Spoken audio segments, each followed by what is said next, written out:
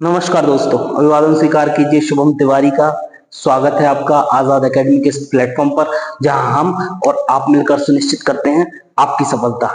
तो जैसा कि हमने अभी तक अपनी क्लासेस में मौर्योत्तर काल के बारे में देखा था, हमने देशी और विदेशी राजाओं के आक्रमण और उनके शासन के बारे में जाना था। अब हम बात करते हैं भारत में एक ऐसे साम्राज्य की जिसने भारत को फिर से एक स्थायित्व प्रदान किया, भारत को फिर से एक केंद्रीकृत ढांचे में बांधा, भारत में एक बड़े साम्राज्य की नींव रखी। तो आज हम बात करने वाले हैं एक गुप्त साम्राज्य के बारे में, जिसको लेके हमेशा ही इतिहासकारों के बीच में ये द्वंद्व चलता रहता है कि क्या गुप्त काल भारतीय इतिहास का स्वर्ण युग माना जा सकता है, या फिर ये द्वंद्व चलता रहता है कि गुप्त काल की नीतियां ज्यादा अच्छी थी या फिर मौर्य काल की बेहतर थी। तो यही सब जानने के लिए हम गुप्त काल प्रारंभ करेंगे और गुप्त काल को हम एक अच्छे पर्सपेक्टिव से एक बहुत ही डिटेल डिस्क्रिप्शन के साथ पढ़ेंगे, जिसमें हम हर एक पॉइंट कवर करने की कोशिश करेंगे। तो आइए शुरू करते हैं गुप्त काल के बारे में। गुप्त काल के बारे में पहले हम एक भूमिका बना लेंगे कि हमें क्या क्या पढ़ना है उसके बारे में, जिससे हमें आगे आसानी हो जाएगी समझने में कि हम क्या क्या पढ़ चुके हैं या क्या पढ़ना बाकी है। इसकी भूमिका बनाते हैं। आइए शुरू करते हैं गुप्त काल।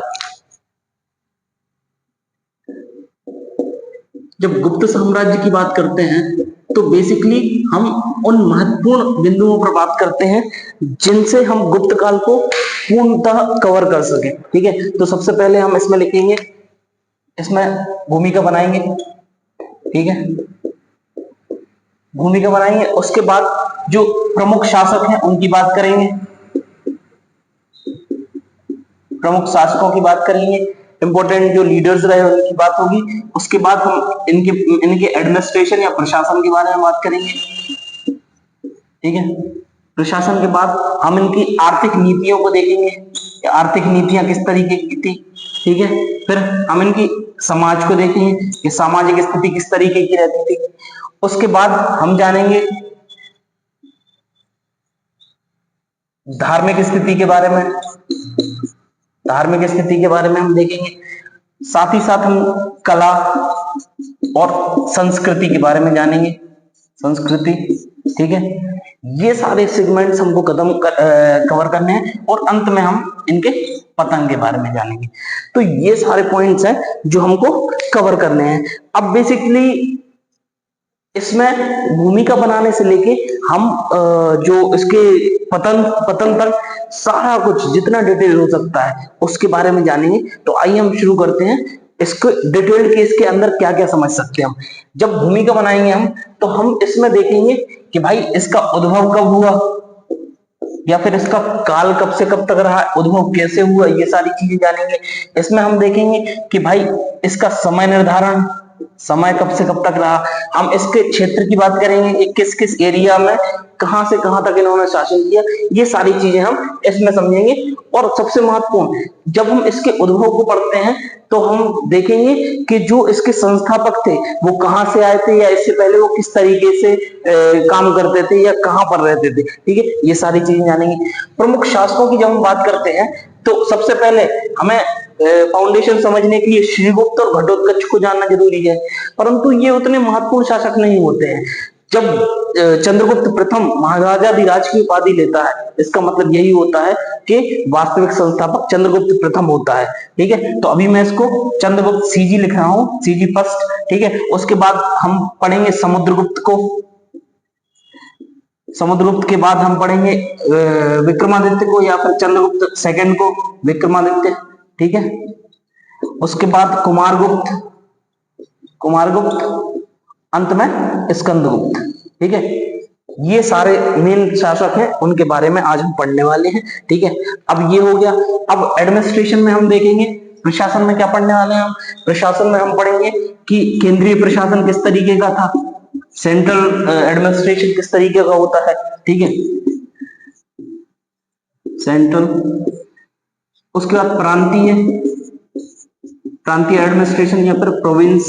ठीक है, ये इसके बारे में, यानी कि जो स्थानीय प्रशासन है, लोकल गवर्नेंस, उसके बारे में पढ़ेंगे, स्थानीय प्रशासन। ठीक है, और साथ ही साथ न्याय, न्याय के बारे में देखेंगे, और अंत में हम इसके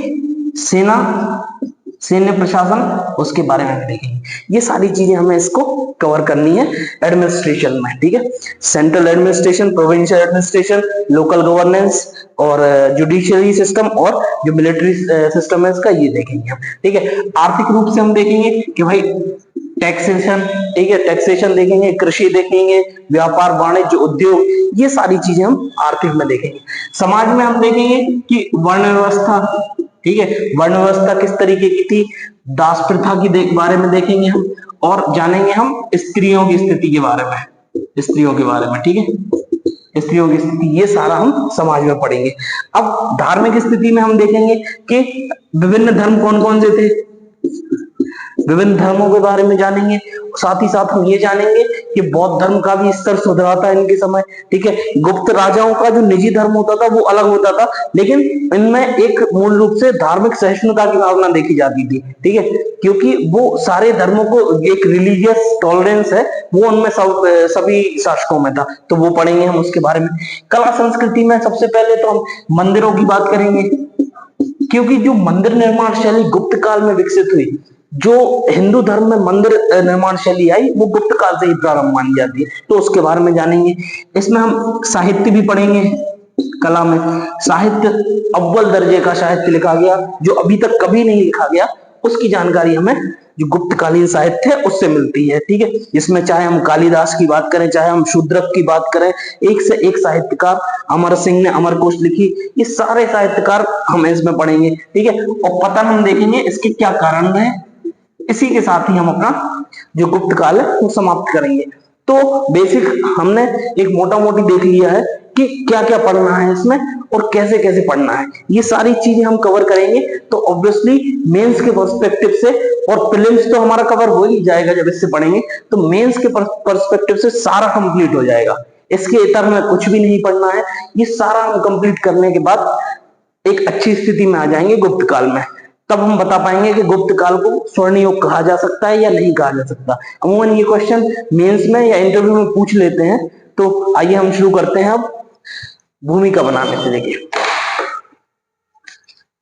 जब हम भूमिका बनाने की बात करते हैं तब हम सबसे पहले तो ये देखते हैं कि इनका शासनकाल कब से कब तक माना जा सकता है, इसके मेन शासक थे वो कौन हो सकते थे, ये सारी चीजें होती हैं भूमिका में। इसके समय सीमा का निर्धारण है, समय सीमा के निर्धारण में कई द्वंद्व देखने को मिलते हैं, क्योंकि जब हमें गुप्त संवत की जानकारी मिलती है, चंद्रगुप्त माफ कीजिए चंद्रगुप्त प्रथम के समय से, बिल्कुल चंद्रगुप्त प्रथम के समय से हमें इसकी जानकारी मिलती है गुप्त संवत की 319 से, तो उस समय से काल निर्धारण माना जाता है। लेकिन ऐसा भी माना जाता है कि जो सुपिया अभिलेख है रीवा का, घटोत्कच वंश से लेके माना जाता है उसका कि भाई वहां से शुरू हो गया था। तो ये सारी चीजें देखते हैं। जब हम उद्भव की बात करते हैं, तब हम इसमें श्रीगुप्त का नाम लेते हैं, श्रीगुप्त का नाम लेते हैं।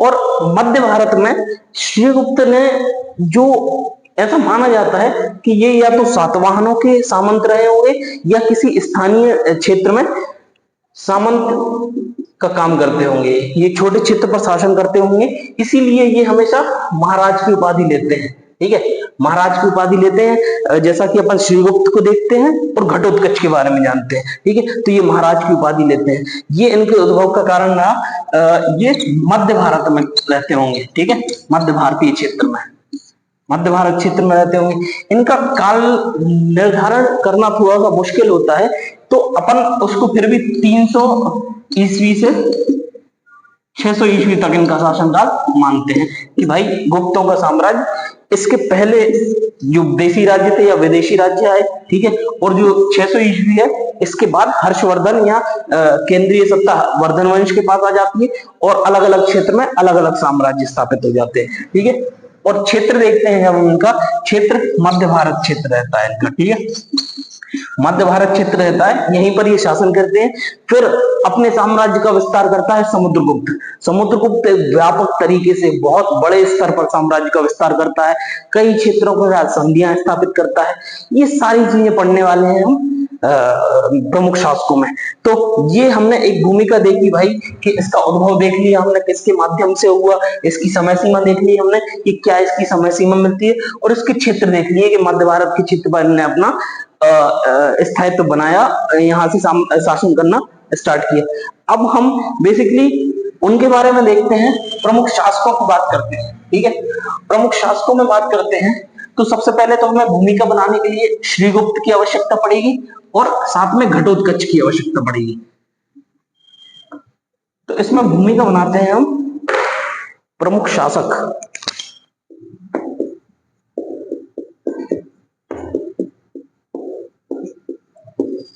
जब हम प्रमुख शासकों की बात करते हैं तो एक तो पूना अभिलेख, पूना अभिलेख किसका मिलता है? प्रभावती गुप्त का, प्रभावती गुप्त का पूना अभिलेख, और एक अभिलेख मिलता है प्रयाग प्रशस्ति। प्रयाग प्रशस्ति किसका? समुद्रगुप्त का। इनके दोनों अभिलेख से पता चलता है हमें कि जो श्रीगुप्त थे, श्रीगुप्त, इन्होंने गुप्त वंश की स्थापना करी। ठीक है, श्रीगुप्त गुप्त वंश की स्थापना करते हैं और महाराज की उपाधि लेते हैं। ठीक है, इनको पूना अभिलेख में क्या कहा गया है? आदि पुरुष, आदि पुरुष कहा गया है। इसका मतलब यही होता है कि गुप्त वंश की नींव डालने वाला एक जो शख्स रहा होगा वो श्रीगुप्त ही रहे होंगे, क्योंकि आदि पुरुष की श्रेणी किसको दी जाती है? श्रीगुप्त को ही दी जाती है। ठीक है, इसके बाद शासक बनता है कौन? घटोत्कच। घटोत्कच जब शासक बनते हैं तो एक रीवा में सुपिया अभिलेख मिलता है। सुपिया अभिलेख रीवा से हमें पता चलता है, ये याद रखना बहुत जरूरी है एमपीपीएससी के पर्सपेक्टिव से। सुपिया अभिलेख रीवा से पता चलता है कि भाई इसको घटोत्कच वंश भी कहा जाता है।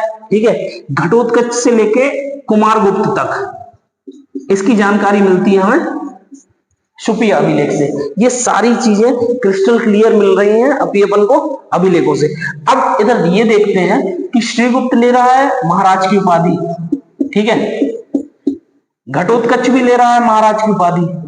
ठीक है, इसका मतलब ये है कि अभी ये लोग मुख्य सत्ता में नहीं आए, केंद्रीय सत्ता में नहीं आए, क्योंकि अब इनके बाद जब जो चंद्रगुप्त प्रथम आते हैं वो महाराजाधिराज की उपाधि लेते हैं।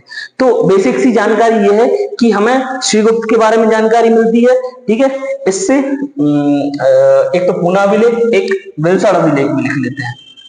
विल्सन अभिलेख किसका? कुमारगुप्त का। इससे भी हमें श्रीगुप्त के बारे में जानकारी मिलती है। ठीक है, श्रीगुप्त के बारे में अपन ने जान लिया कि महाराज की उपाधि लेता है।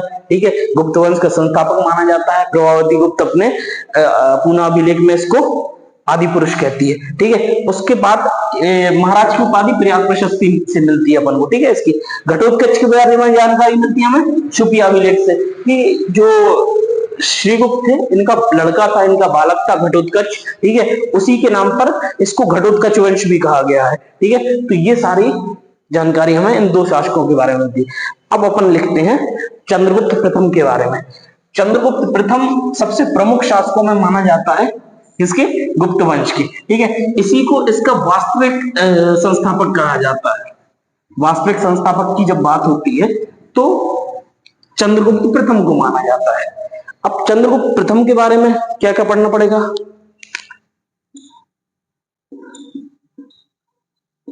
चंद्रगुप्त फर्स्ट।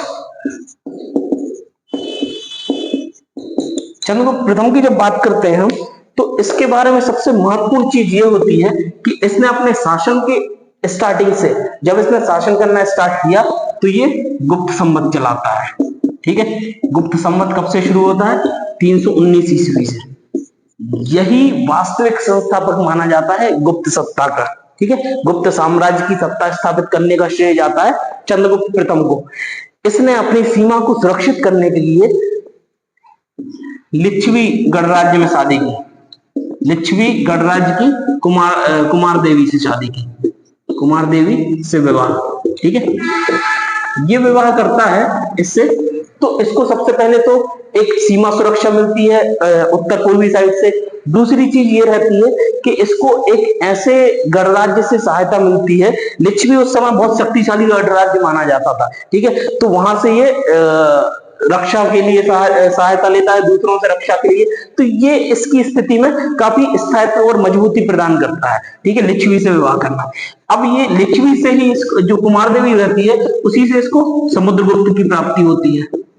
समुद्रगुप्त कुमार देवी और चंद्रगुप्त का ही पुत्र होता है, जो कि काफी बड़ा योद्धा, काफी बड़ा साम्राज्य निर्माता माना जाता है, जिसको भारतीय नेपोलियन कहा जाता है। हालांकि मैं इसको खंडन करता हूं और हर भारतीय इसको खंडन करता है, क्योंकि समुद्रगुप्त बहुत समय पहले होते हैं, नेपोलियन बहुत बाद में आते हैं, ठीक है।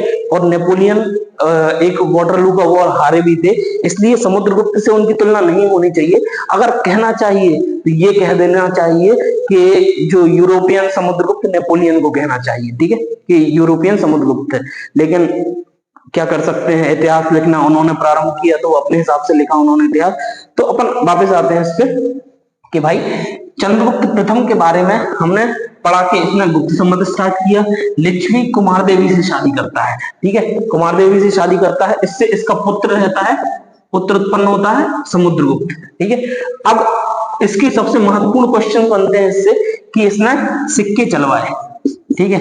सिक्के कौन कौन से चलवाता है ये सिक्के देखते हैं अपन। लिच्छवी प्रकार के सिक्के, लिच्छवी प्रकार के सिक्के चलवाता है ये, लिच्छवी प्रकार के सिक्के चलवाता है।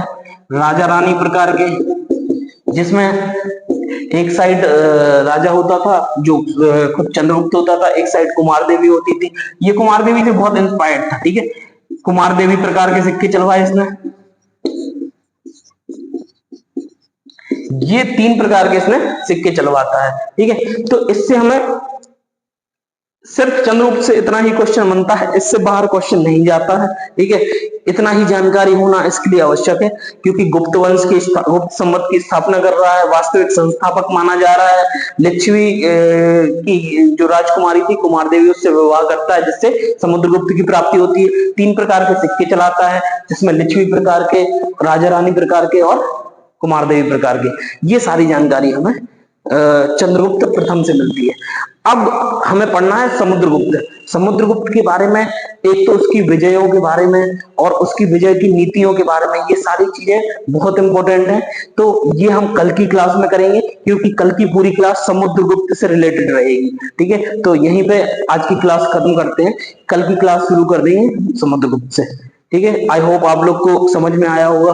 कुछ भी डाउट आता है तो आप कमेंट सेक्शन में कर सकते हैं कमेंट, ठीक है। बहुत बहुत शुक्रिया, बहुत बहुत धन्यवाद।